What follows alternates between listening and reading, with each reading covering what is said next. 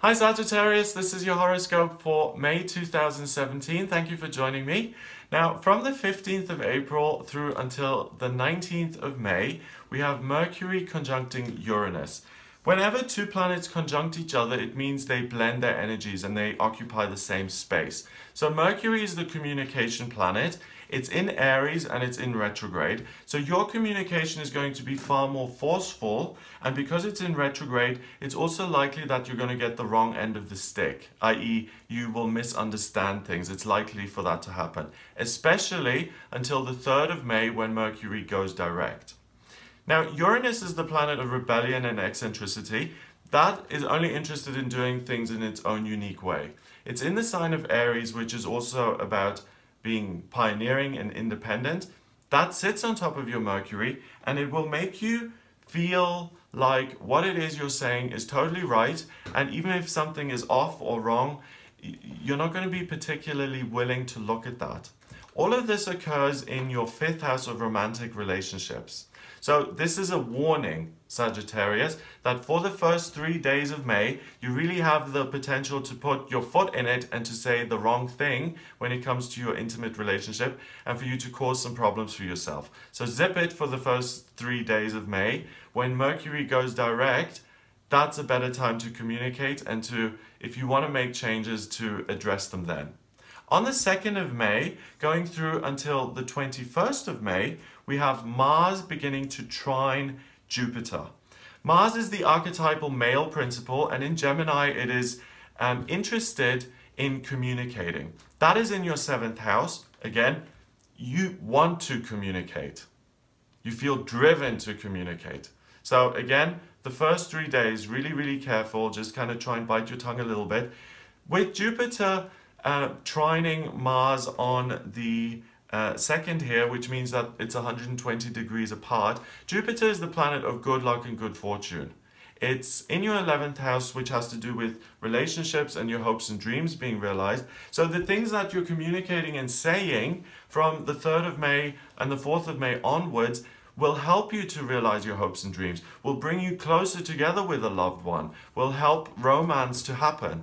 It's the exact opposite of the first 3 days of May, where there's bad luck. From the, let's say the 4th of May onwards, there's real good luck and a real blessing in terms of making your romantic hopes and dreams come true.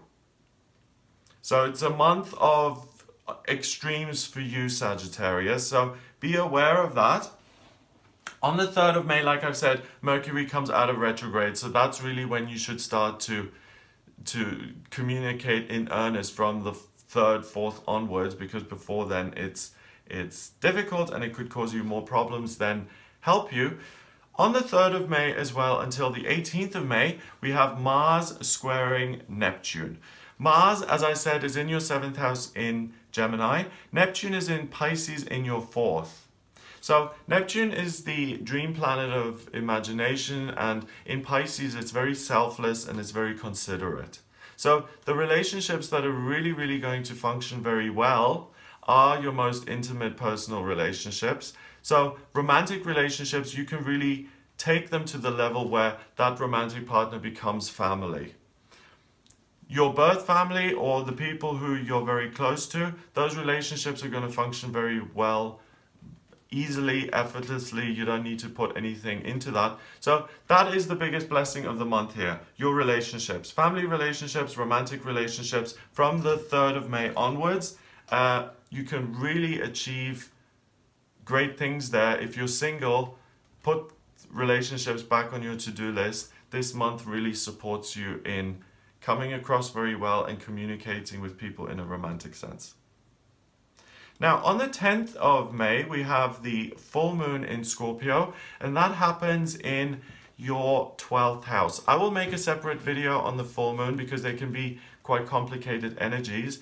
But as far as you're concerned, it happens in your 12th house, which gives you great spiritual strength. And because it's a full moon in Scorpio, you're going to be showered with that Scorpio energy, and it's going to force you to look inwards. And around the 10th of May, you'll gain an understanding about yourself. The penny will drop and some sort of emotional quality will be understood and will provide you with more emotional freedom moving forward, so you get to know yourself better during this full moon. So take 5-10 minutes to maybe reflect or meditate and see what's going on in your head and where you're now positioned, how things have changed. I think there's really a lot of personal development and growth going on.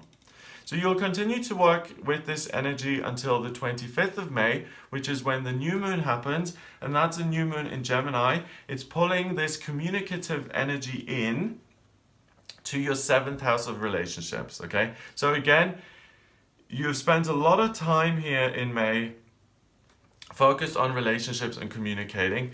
That is even more heightened now at the end of May, and you go into June looking to communicate, focusing on your relationships, and that really being a priority. So start looking into that side of things now, because you can really perfect your relationships. And if you're in the northern hemisphere, you can have a spring and summer where you're really enjoying all of those magical, romantic, kind of loving moments, and you're having those experiences and you're having a wonderful time.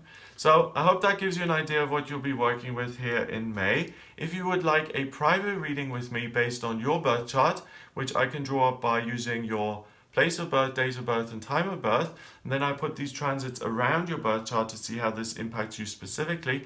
If you would like me to do that for you, then please visit my website. It's gregoryscott.com. Click on the Readings tab to order your reading. Please remember to subscribe to this YouTube channel, and I'll speak to you next month.